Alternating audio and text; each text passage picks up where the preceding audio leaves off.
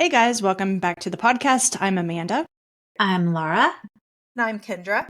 And just a reminder to be sure to rate and review this podcast so that other doctors like you who are surviving in their careers in medicine can get a little better by finding our podcast. And the rating and review does help the algorithm so that the people who need us can actually find us. Today, Laura is going to introduce a special topic. So we're going to talk today about forgiving ourselves. We try to forgive other people of things that they do wrong, but our ability to forgive ourselves really also is very important to our progress. Sometimes things have happened in our past that we aren't proud of. We can't get through a medical career without making some mistakes and errors. So we may have had something happen or had something embarrassing happen, or we may have said something that we regretted. We may have yelled at our kids. Something has happened for all of us that is in our past that we're not proud of. So we often carry the remnants of these with us in our subconscious, allowing them to create a negative narrative about who we are that can affect our lives now and into the future. So it's really important for us to learn how to forgive ourselves. It's crucial to our well-being and our ability to progress and become the best version of ourselves, that version that we really want to become. We're bringing this up today because it's a common theme we see among our clients. So we just wanted to address it and equip you with some strategies to make it easier to forgive yourself. This reminds me of the Four Agreements. It struck me when he said that. I think it's in his section of Be Impeccable with Your Word. Humans are the only one that punishes themselves thousands of times for a single mistake. And I'm like, I most definitely have done that. And so many of our clients, and it's also very appropriate with current events when people's mistakes get broadcast across all of social media, all of news outlets. It's like, my goodness, I can't even imagine. Like, thank God I grew up in the 90s where there weren't cell phones and all of the dumb things I did in college weren't recorded. But Yeah. I mean, it can get out of control. Yeah. And I think, too, this is a good follow-up to our podcast we did on shame and guilt when we talked about that, because this is one of the things that really feeds that shame monster is living in unforgiveness. More about living in forgiveness of ourselves and the past mistakes we've made, but also it just leads to judgment for others too, and can affect many of our interpersonal relationships as well. But I think we'll also do a follow-up podcast talking about humiliation and embarrassment. And that's kind of one of the first things that happens is maybe something happens and you're feeling a little embarrassed, and embarrassment's okay. That's kind of light work, but it's when it gets down to that deep rooted humiliation. And then you kind of start making decisions based on that and going, forward in your career, and you start to make even medical decisions based on previous mistakes that are still haunting you in that humiliation realm. That's why it is so important that we learn how to forgive ourselves. Research says that not forgiving ourselves is actually one of the things that puts us at the highest risk for depression. And of course, we all know that the moral injury and feelings of burnout that we have now are just those feelings. But it definitely, if left untouched, will go into that fulminant depression. And that is where, we're seeing our own colleagues take their own lives at the root of probably something simple that started out as maybe an embarrassment or humiliation. Also, not forgiving ourselves is essentially holding on to very negative emotions about ourselves, which once again, if left undealt with, can open the door to some major depression and anxiety. And once again, those negative emotions, yes, they're thoughts and feelings in our brains and our bodies, but if left undealt with, can manifest in some pretty severe, even physiologic changes that manifest in even some medical conditions, illnesses, not just mental health, but also medical illnesses and conditions. So when we can't forgive ourselves and acknowledge that we are more than our past errors or mistakes, we can get really stuck in that identity that made those mistakes. So, I can think of several times that I absolutely practice or perform in a way on shift if it's a patient case where I know and I've made a mistake before. And I am very rigid in the way that I practice today because of that mistake, when honestly, it could have happened at any time, and honestly has never happened since, but it affected me so much that it definitely affects my medical decision making. Plus minus for the patient safety, but I will tell you, I mean, it was something I think of. The strongest one that I can think back in my training is I was a first year out of residency training, and I had a lady come in with a swollen knee. So I'm trying to figure out, she's nice grandma, walkie talkie, 70 something year old grandma comes in with a swollen knee. So we're trying to, of course, work down the differential. And is this a septic joint? Is this just from her anticoagulation that, and her Coumadin level ended up being an INR of like 6 or 7? So is she a spontaneous hemarthrosis? Like, as we're trying to work through some of this, I'm thinking, okay, I'm going to just try to tap the knee and like get a definitive diagnosis. Well, for some reason, the tap was very, very difficult, and I was unable to really get a significant amount of fluid. And so I thought, okay, her INR is a little high. It's not life-threatening bleeding. We'll just hold the Coumadin and let me give her a dose of antibiotics, and we'll send her home and have her follow up with ortho, and maybe they can tap it in the office. This wasn't something that I was thinking it was like anything major. So I go in there and I say, okay, we'll cover for the most likely orgs. And I ask her, do you have any allergies? And she's like, oh, well, one time my mom said way back when I had an allergy to penicillin. That honestly, I've never had any obvious reactions that I can remember. And so it's just something my mom said. I was like, okay.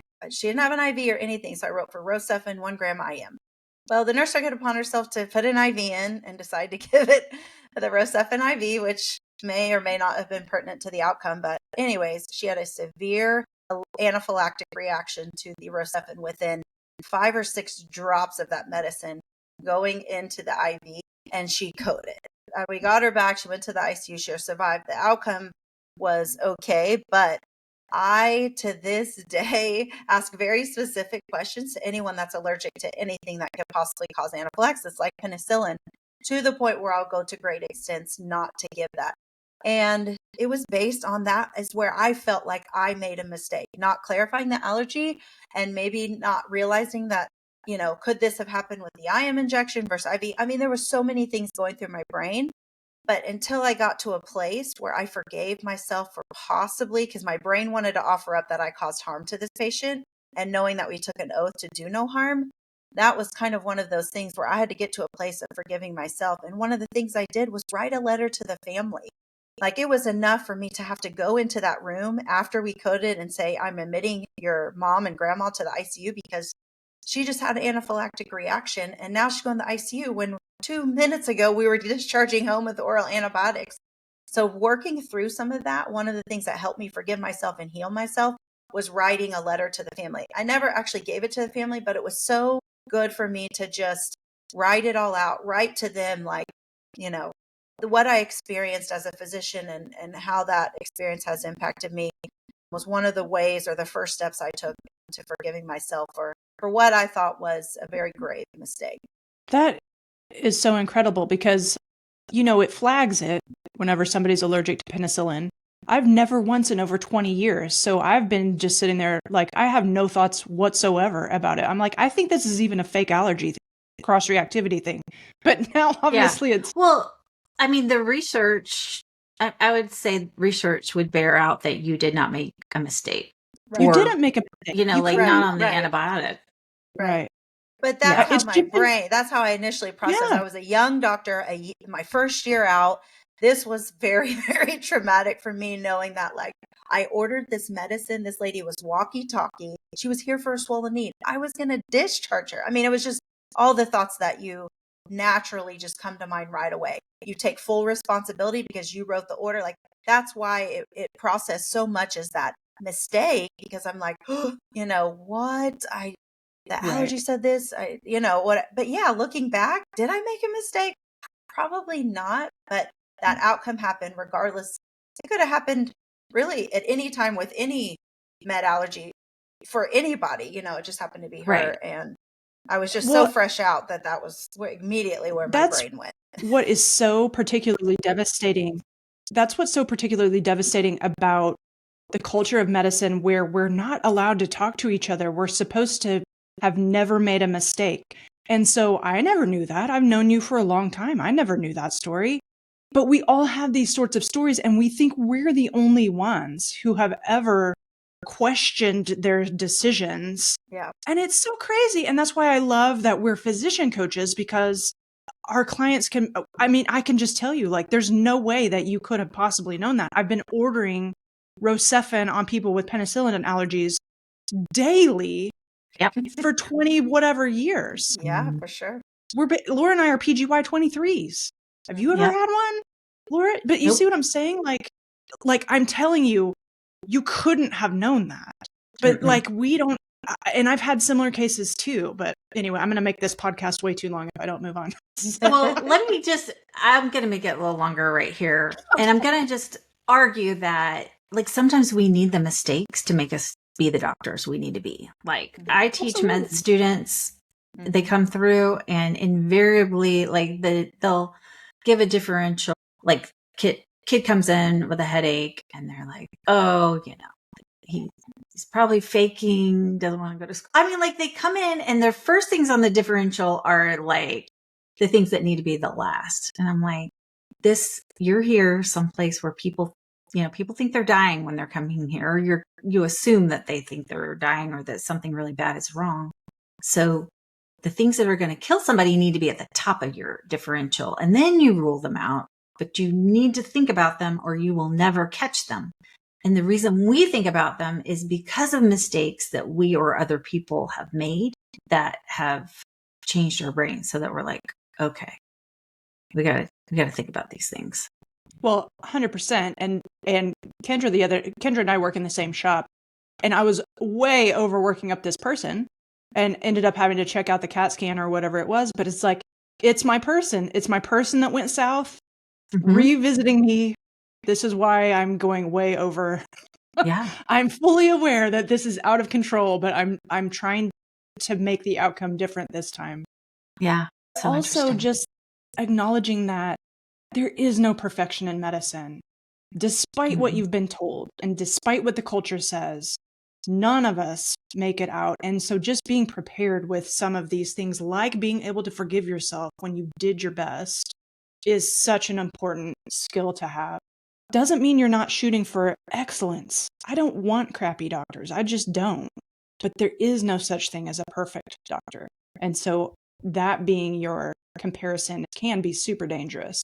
A 2021 study from Psychology Research and Behavior Management found that tolerance of negative feelings and confrontation with one's behavior is part of the self-forgiveness process.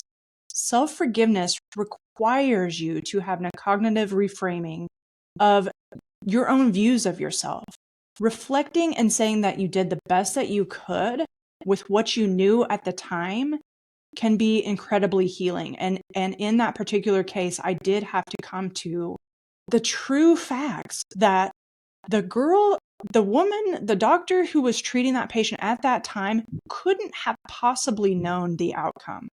And to judge her otherwise isn't fair. And now I know better, and I'll do better the next time. But me continually judging the person who didn't have the information of the outcome and couldn't have possibly had the information of the outcome, that hurt so badly. That voice in my head that was just incessantly like, you failed. You were this person's last chance. Everything rides on you. That's that internal control fallacy, that the entire world rests on me and my decisions. But that's what my brain believed, just being able to step away from that and revisiting, like, if you had the same information that you did at the time, you probably still would choose it because it's the best you knew. And that's how we learn, is when stuff goes wrong and the failures, just like you were saying, Laura. Dr. Rick Hansen, in his book, Just One Thing, addresses this topic by pointing out that we have many subpersonalities in our minds. There is one, the critic, who's always, quote, yammering away, looking for something to find fault with, unquote. That is one that at least myself and most of my clients are very familiar with this voice. The one is like, I can't believe you did that. I can't believe that you didn't know that this was going to happen. I can't believe you are who you are. I can't believe, all that sort of stuff. Yeah, Super that familiar was, with that one. yeah, And just that like we was my said, voice. It was saying, I yes, can't believe you're in charge of taking care of patients. After yeah. after that happened, I'm like, you are in charge of taking care of patients. Who allowed you to graduate? How did you even get here? Like, that was the constant struggle for me. I did kind of go to a dark place there. But if we can just realize that there is part of our brain that does not like failure, that if they can convince you to step out of the arena and go back into your cave and stay safe, it's just wanting you to be safe. Medicine's scary sometimes. Medicine is a high risk field, right? And so, yeah, of course, our brain that wants to be perfect, like this is a no-win situation. Maybe we need to run and hide, you know. That's all it's doing. It comes across so malignant, but that's all it's trying to do, is to keep you safe. Just knowing that it's not trying to hurt you, but the delivery is bad. It's real bad. But knowing that there's a critic, but there's also a subpersonality in your mind, which is the inner protector. And that's the one that maybe we should spend some more time cultivating. To forgive ourselves, we need the inner protector to stand up and stick up for ourselves, to put past mistakes and misdeeds in perspective, and to tell the inner critic, listen, I see you. I know what you're trying to do. You're a toddler with a knife, but I'm going to take the knife away. What we need right now is a hug, for crying out loud. Something already went wrong. We don't need you to step it up. We need you to step down and just give this poor doctor who just got traumatized a hug, okay? It's just, Yeah. we have those available. We just tend to rush to the critic rather than the protector. Yeah. And that's natural because our brain just wants, it really does just want us to not do anything risky, just stay in the cave on the couch watching Netflix and eating ice cream. That's the most comfortable, safe place. But that's not where we find our fulfillment. So we got to forgive ourselves so we can get back out there and keep taking care of our patients. So how do we do it? How do we forgive ourselves? I love Dr. Hansen because he's a positive neuroplasticity researcher. He's always giving awesome tips about how to rewire your brain. So this is how he says how to rewire your brain to forgive itself. He says, start with that feeling of being cared about. Think about somebody who cared about you or cares about you currently and how you feel around them or when they are saying kind things to you. He's suggesting that we're building up this inner protector. Think about how that inner protector may have been influenced by these people in your past who cared about you. Like my mom. I think about my mom and that I always knew she loved me no matter what. And she still is very good at giving me unconditional love. So think about whoever you have in your past or present who loves you, cares about you, how you feel in their presence. So think about those characteristics and those feelings adding to your inner protector. So while you're feeling that feeling of being cared about, then think about some of your own good qualities. Think about some of the good things about you. You know, you don't have to flatter yourself, but actual facts that everyone would agree about you. You know, are you hardworking? Are you kind? Are you determined? Ask your inner protector what it knows about you to help you gain some perspective and kind of override some of what that inner critic is telling you. So these steps help you face whatever mistake you've made. So you want to do that to kind of get ready for processing whatever the mistake was. So what he says is if you yelled at a child, if you lied at work, let a friend down, or did something else, maybe you were just secretly glad at someone else's downfall. Think about what it was and then all the facts surrounding it. And, just notice what is actually true about the situation. I yelled at my kid because he didn't get his homework done. And it was the 10th time in the last 2 months that he got a 0 because he didn't turn in his homework. I yelled at him about it. So think about the things that are hard to face, like maybe the look on your child's face when you were yelling at them. or think about how it felt when you heard those words. Hey, remember that patient you saw the other day? Just think about all the things that were hard to face about it. And then he says to put them into 3 piles: moral faults, unskillfulness, and everything else. So moral faults, something that you did against your own moral compass, you're going to have guilt and remorse over that. But unskillfulness is just you didn't have the skills that you needed. And then once you have sorted these and assigned whether you need to have feelings of guilt or remorse over the things that went against your own moral compass, then just take responsibility for them. Maybe say something like, I'm responsible for this, and let yourself feel it. And then think about what you've already learned from the situation. Think about what you have done to make amends. What else you might like to do to make amends in this situation? You yelled at the child. Have you apologized? Have you asked about their feelings about the situation? Have you given additional positive interactions to help offset the negative? And then check in with your inner protector, not the critic, inner protector. Is there anything else that I need to do to make this right? And then just acknowledge that you've learned something from the situation and actively forgive yourself. And that may come from you actually saying, I forgive myself for yelling at Johnny this morning. I've taken responsibility and I've done what I could to make things better. And then ask the inner protector to forgive you if that feels right. And he says you may have to go through these steps more than one time to get your brain to, it's the brain, those neural pathways that, especially if this was something that happened long ago and you've ruminated over it for years and years, you've got a superhighway going in there. So it may take time of doing this over and over again to rewire and help your brain realize that you've already forgiven yourself. But the keys, Dr. Hansen says, when we're rewiring our brain is to tap into the emotions related to what is happening. And so tapping into the emotion of feeling cared about and engaging with that inner protector is what's going to help rewire our brains and help us forgive ourselves.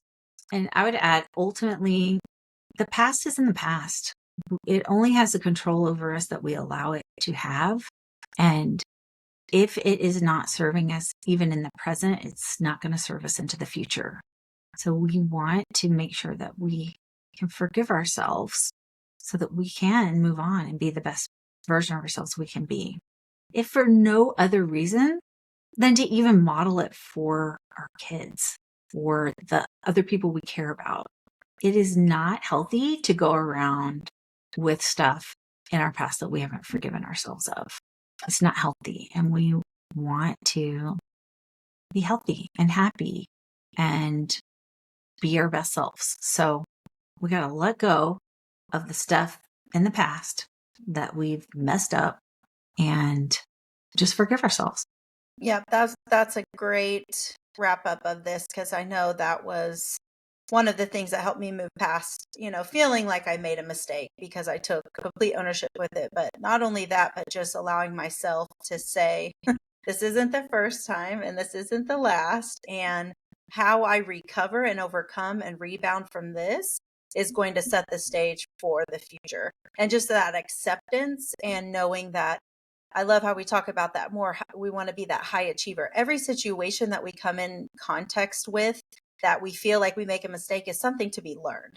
And so I just learned like what not to do, really, and really trying to shift to that more adaptive high achiever. So we are excited to announce that, back by popular demand, our free webinar, What's the ICD-10 Code for Injury Sustained in a Dumpster Fire, will be live on Wednesday, September 27th at 12 p.m. Central. Click the link in the show notes to get signed up to join us, or go to our website, www.thewholephysician.com, to find out more information. So until next time, you are whole, you are a gift to medicine, and the work you do matters.